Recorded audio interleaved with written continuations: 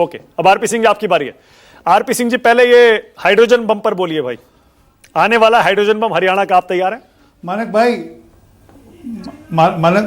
मैं hydrogen bomb पे बताता हूं, परंतु इन्होंने कहा कि मोदी जी ने क्या किया बिहार में, पहले उसका जवाब दे दूं। जब लालू यादव थे वहां पर कुल मिलाकर पर व्यक्ति के आय 8,000 थी, आज 66,000 है। अभी बता रहे थे ना आपके ही जो शो करते हैं हमारे दोस्त, उन्होंने बताया किस प्रकार से नीचे क्या आवाज आ रही है।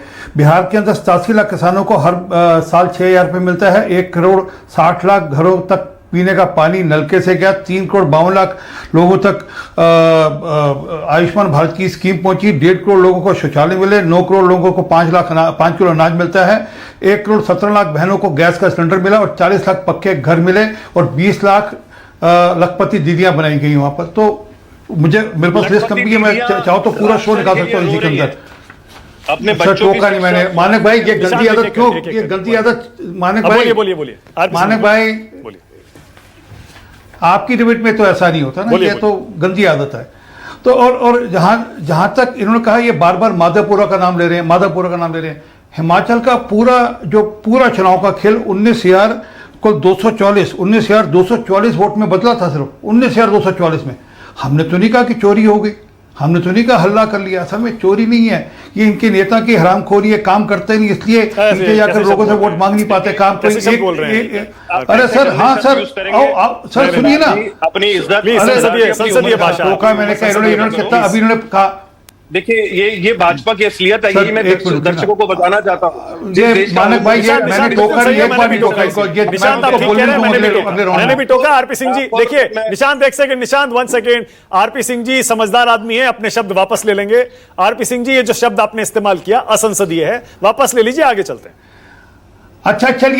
अच्छा चलिए, मैं इसको दूसरे ढंग से कहता हूँ, इनके नेताओं का निकम्मापन है जिसके कारण से ये नेता इनके बार-बार चुनाव हारते हैं। इसको वापस लीजिए, मैंने कह दिया ना, आपने कान से पूछा मत सुना। मानक भाई, आरपी सिंह जी वापस ले लीजिए ना, कहां ऐसे शब्द पर हम बहस नहीं करेंगे। आरपी सिंह वापस ले लीजिए ना, बात तो होने दो मेरी, बात तो करूं मैं, बात करे बिना कैसे इनको चुप कराओ 1 मिनट के लिए। निशांत एक सेकंड, निशांत मैं कह रहा हूं उनसे 1 मिनट। आरपी सिंह जी वापस ले लीजिए, आगे चलते हैं। इस पर क्यों मैं कहता रहूं, अगर हरामखोरी शब्द बुरा लगे तो मैं वापस लेता हूं। निकम्मेपन के कारण से चुनाव हारते हैं। मैं चलिए हाँ, होगी बात। चलिए, अपने निकम्मेपन के कारण से चुनाव हारते हैं और उस कारण से चुनाव, इसलिए एक नहीं, लगातार चुनाव के बाद चुनाव हारते हैं। और ये जो बार बार कहते हैं ना कि वहां पर माधवपुरा की बात करते हैं, यार इनसे पूछो धूले के अंदर क्या स्थिति बनी थी।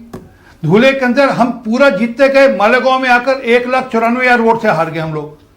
क्यों? क्योंकि वहां पर हमको पड़े 4,000, इनको पड़े 1,98,000। हम तो नहीं कह रहे, वो चुनाव प्रक्रिया है। असल में क्या है कि इन्हीं के रेवंत रेड्डी साहब गाना गा रहे थे कि 21 लाख वोट काट दिए, ताड़ियां बजा रहे थे, वाह चुनाव आयोग जिंदाबाद। क्योंकि इनके नेता अभिषेक मनु सिंघवी ने कहा था वहां पर 77 लाख लोग वोट नकली हैं। 21 लाख कट के ताड़ी बजा रहे थे, आज इनको दिक्कत हो रही है। और मैं डेटा लेकर आया हूं, अभी आप डेटा की बात कर रहे थे ना जी। कुल मिलाकर इस समय तक 99.5% लोगों ने अपना जो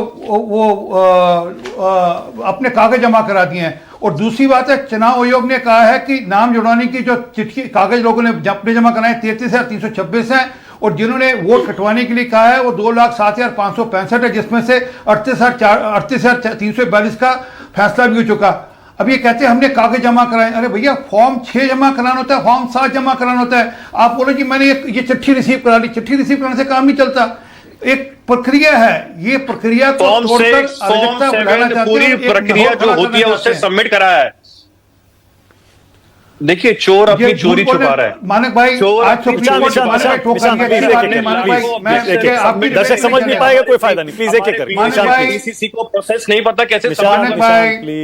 प्लीज आरपी सिंह जी, अब थोड़ा इस पर भी बोलिए। आरपी सिंह जी, ये पहले मेरी बात पूरी होने दो। नहीं मानक, मेरी करिए, जल्दी करिए, पूरी करिए, पूरे पहले बात पूरी बोलिए।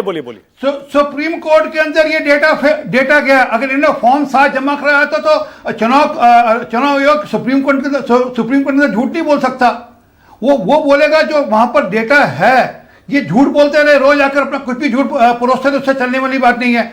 और इन्होंने क्या कहा कि हमने वहां पर वोट चोरी का मामला रोका। अरे भैया, आप कुल 16 दिन में 16 लोग नहीं खड़ा कर पाए जो मृत थे, जिनके वोट कटे हो। 16 मेरा चैलेंज लेने हैं आज भी, और आपके कल के शो में 16 लोगों के नाम लें और 16 लोगों को खड़ा कर दें जी। ऐसे सिर्फ झूठ परोसने का काम है, आए दिन आओ झूठ परोसेंगे। परंतु जो मूल बात है मानक भाई, इन्होंने कोशिश कर ली, वहां के लोगों ने, अभी आपके जो मित्र बता रहे थे, जो दूसरा शो करते हैं बता रहे थे आपको कि नीचे हालत क्या है। मैं एक और वीडियो को तो दिखा सकता हूं जिसमें जहां पे इनके तंबू लग रहे थे, वहां पर जो लेबर तंबू लगा रही थी वो कह रही थी इसका कुछ लेना देना नहीं, हम तंबू लगाने आए हैं, हमें पता है ये SIR वगैरह सब ये सब झूठ बोल रहे हैं, SIR ठीक हो रही है। और अब तो डोनाल्ड ट्रंप भी SIR करा रहे हैं अपने यहाँ, वो तो कह रहे हैं जो सिटीजन होगा वही वोट डालेगा। और ये मैं नहीं कह रहा, कृपा कर चेक कर लो, वो कह रहे हैं जो सिटीजन होगा वही वोट डालेगा, जिसका वोटर कार्ड बनेगा वही वोट डालेगा। तो ये तो ट्रंप के बहुत आजकल फॉलोअर बने हुए, उसकी बात मान लेनी चाहिए। ठीक है, ओके, जय हिंद जिज्ञासु।